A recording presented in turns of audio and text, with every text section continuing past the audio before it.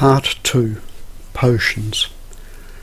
We have dealt with ways of inhibiting or precluding your ability to exercise rational judgment by means that do not involve substances. An alternative way another can prevent you from exercising rational judgment is by having you consume psychoactive substances. The body is a homeostatic system.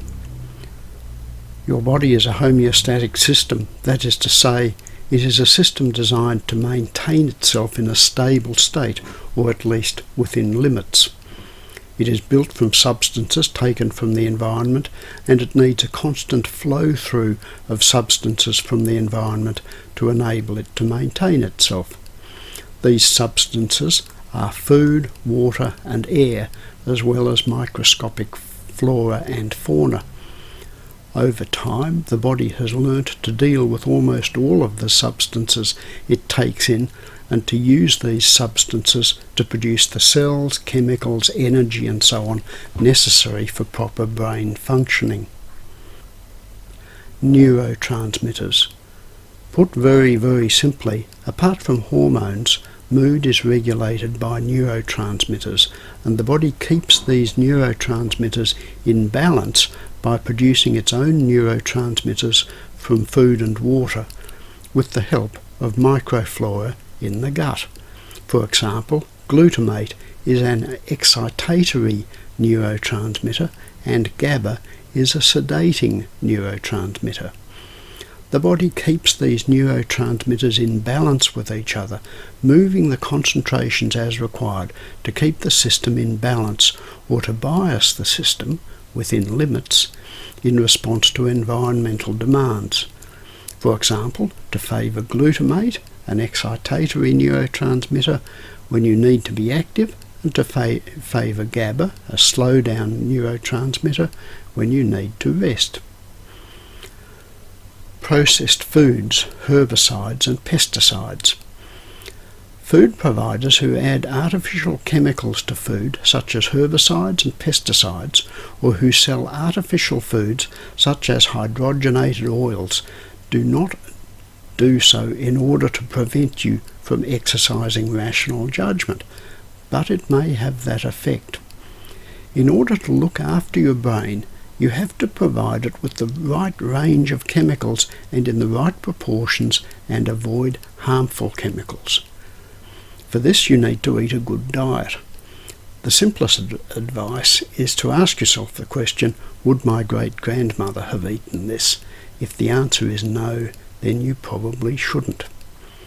Modern food contains many chemicals such as pesticides and herbicides which did not exist until a few generations ago. These are potent chemicals and, with hundreds if not thousands of chemicals, it is impossible to run scientific tests on the effect of various combinations over a person's lifetime. Even if there were only 20 of these chemicals, which could interact in some way, they could be combined over 1 million ways. It is thus impossible for chemical producers to run long-term scientific testing on even a small fraction of the possible combinations of chemicals. Where food is concerned, it is unwise to take chances where you do not have to. It is therefore prudent to eat natural foods, organically sourced wherever possible. Organic sourcing is particularly important with certain foods such as potatoes and wheat. Processed foods should be avoided or limited, as should genetically modified foods and artificial flavouring. Natural foods do not include high-temperature seed oils such as canola oil, sunflower oil, vegetable oil, cottonseed oil, margarine and so on. These did not exist in your great-grandmother's time. Butter and animal fats are good, and fish oil, coconut oil, palm oil and olive oil are fine. This is explained in David Gillespie's book, Big Fat Lies.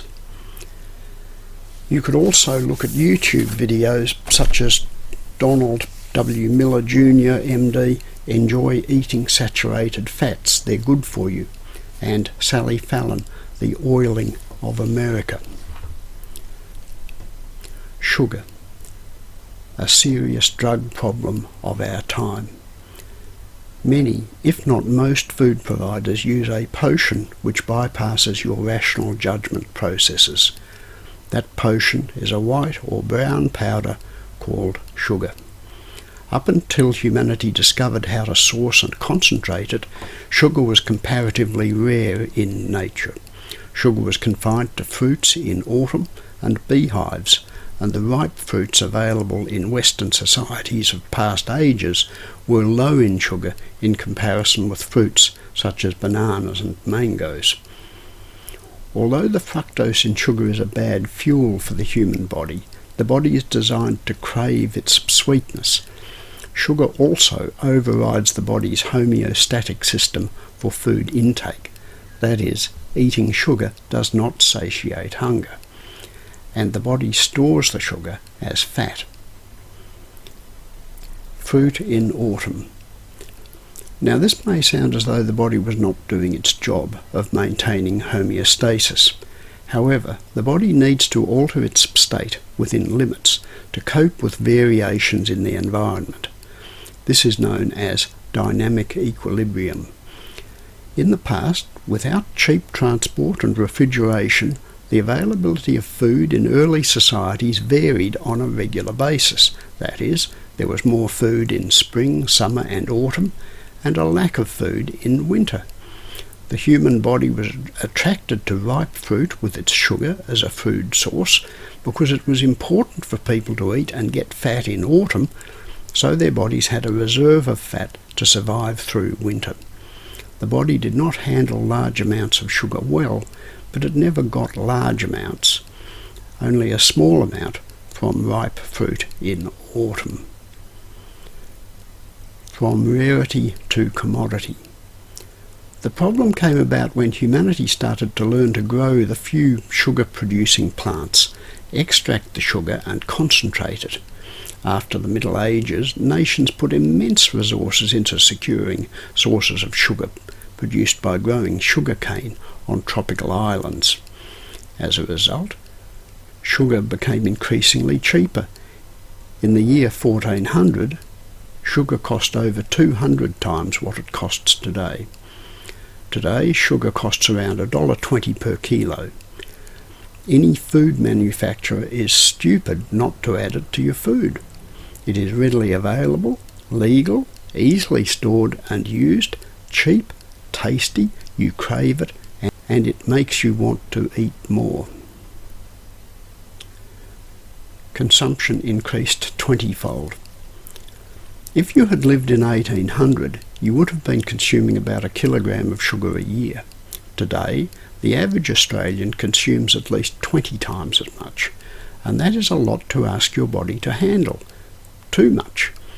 You do not have to be reckless to get into trouble. You just have to be unaware and follow a normal USA or Australian diet.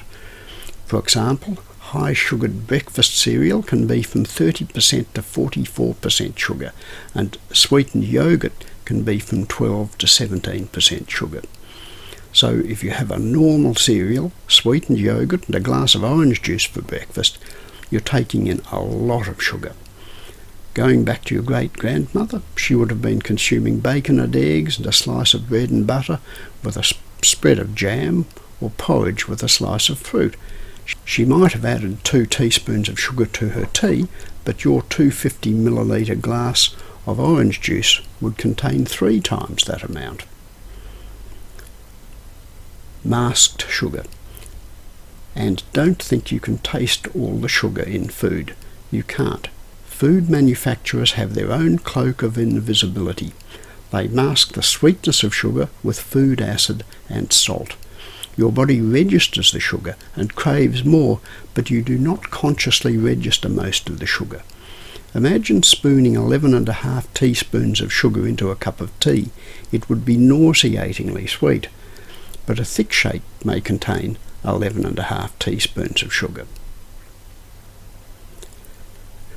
Cravings, mood swings, loss of concentration. Sugar not only affects your mind by messing with your appetite control, it also affects your mind in another way. If you consume too much sugar, you are either in a state of high energy when your body has just consumed the large amount of sugar, or when your insulin has kicked in and overcompensated, you feel tired and flat. So you get mood swings. Your mental state is continually up and down, and when you're down, you crave more sugar. These swings have an unsettling effect on your concentration and on your ability to think rationally. Range of health problems. And too much sugar affects your mind by making your body sick. Too much sugar leads to a wide range of health problems. Obesity is the obvious one. More than 1 in 4 Australian adults are obese. But there are many other health problems lumped together under the category of metabolic syndrome. These problems include type 2 diabetes, heart disease, high blood pressure, cancer, non-alcoholic fatty liver disease, and others.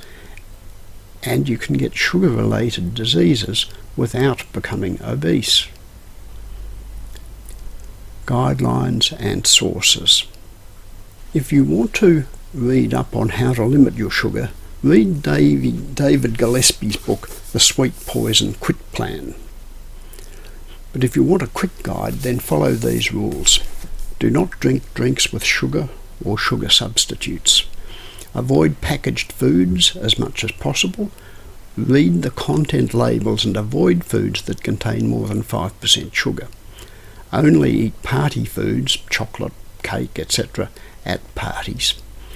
If you want more information, there are many good YouTube lectures by lecturers such as Robert Lustig, MD, Fat Chance, Fructose 2. Exercise is important, but exercise will not adequately compensate for a sugar-rich diet. Be aware also that if you are eating masked sugar, you are consuming a lot of salt. Salt is not addictive, and your taste buds will normally tell you if you are eating too much salt, but not if the salt and sugar are, taste-wise, cancelling each other out, which is what happens with sugar masking.